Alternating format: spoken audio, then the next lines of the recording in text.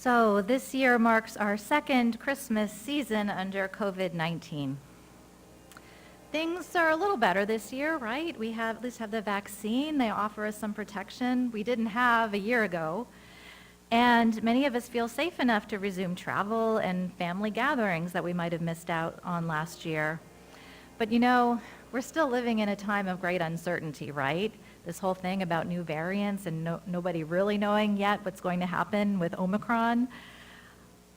And it looks more and more like we'll be living with COVID to some degree for a pretty long time ahead. It's not going to just go away, the thing that I think we've all been hoping for a long time. So when you add up this anxiety of still not knowing what's going to happen in the future, to all of the built-up trauma that comes from us living in unfamiliar routines and ways that feel unnatural, ways that feel separated. We've been doing this for almost 2 years now. So it's really no surprise that many of us may be feeling like Christmas is a little shaded blue this year. And then for some of us, for reasons having nothing to do with a pandemic, this Christmas is still destined to be a blue one.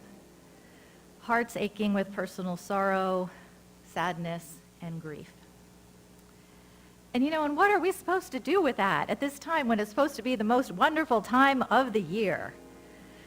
What if feeling wonderful just simply is not on the table for you, right? Not an option.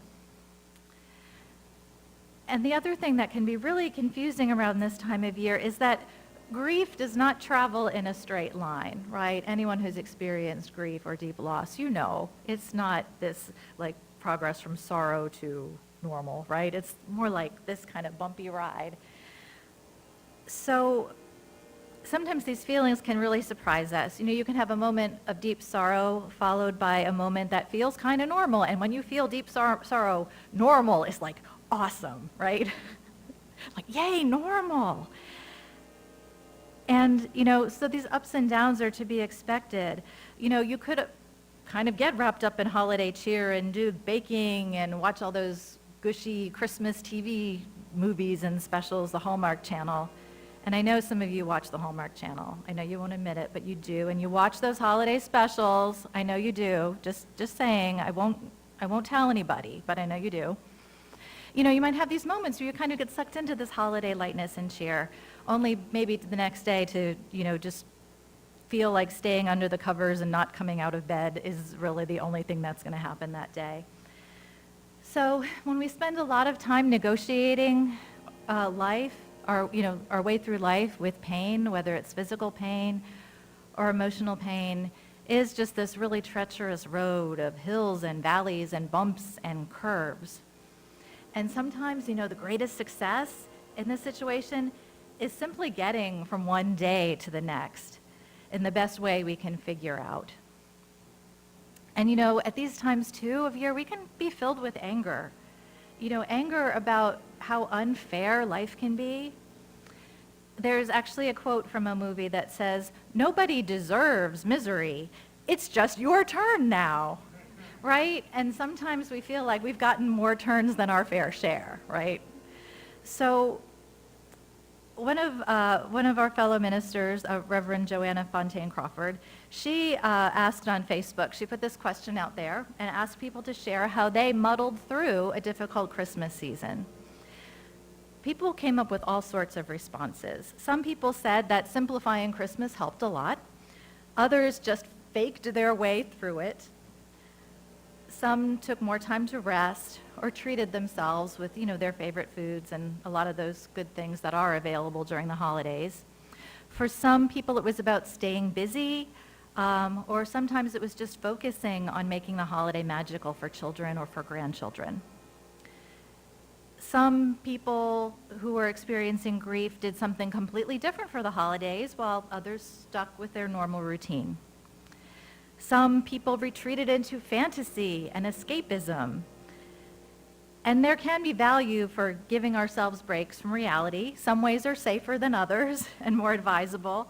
The healthier ones, possibly by reading books or watching movies or TV or playing sports and games, making art, making crafts, all good escapes, right, if you need to check out for a while. And we shouldn't judge ourselves if we have to check out from the holiday crazy for a while. Judgment-free zone right there. Some people experiencing a difficult holiday season just accepted that they were a mess and didn't try to hide it. I think that is a totally honest option and worthy option. Many other people said they don't know even how they got through, or they said that what they tried to do to get through didn't work very well. But you know what? They ultimately made it through. They were answering these questions in the past tense, and maybe simply because on some level, there really wasn't much of a choice. But giving up pretenses and acknowledging grief is important. It's important to find a person, or hopefully more than one person, that you can be completely honest with about it. Someone you can cry in front of, or scream and curse in front of. Someone who won't say, oh, there, it's okay, when things are definitely not okay, right? So if there's a little advice to be given here today, it is to take the approach to coping that works for you. Do what you need to do, not what others think you should do, not what tradition tells you you have to do. And if your responsibilities to other people at this time seem non-negotiable at this time of year, at least try to build some time in to take care of yourself. Or maybe ask those people that you feel responsible for taking care of to maybe do one thing to help take care of you. I never knew until recently there is a thing out there. It's called the Grievers Holiday Bill of Rights. And it was written by a person named Bruce H. Conley. I tried to look him up. I tried to figure out who he was and why he wrote this, but I struck out. But what he has to say, I think, is very important. And it's also important to remember that grief, you can experience grief under many conditions. It's not just something that stems from the loss of a loved one. Grief can come from divorce or changes in all different kinds of relationships, not just romantic relationships. Grief can come from changes to your health, changes to the health of those of you love. It can come from losing a job or changes in financial security. So at any given time, many people are experiencing some kind of grief or loss of something that was really important to them in their lives. So here is the Grievers Holiday Bill of Rights. Each one there's a one-liner followed by a little explanation. You have a right to say time out. Anytime you need to, take a time out to let up, blow off a little steam, step away from the holidays, and have a quiet moment and start over. You have a right to tell it like it is. When people ask, how are you? You have the right to tell them how you really feel, not just what they want to hear. You have the right to some bah humbug days. You don't have to be jolly and upbeat all the time. You have the right to do things differently.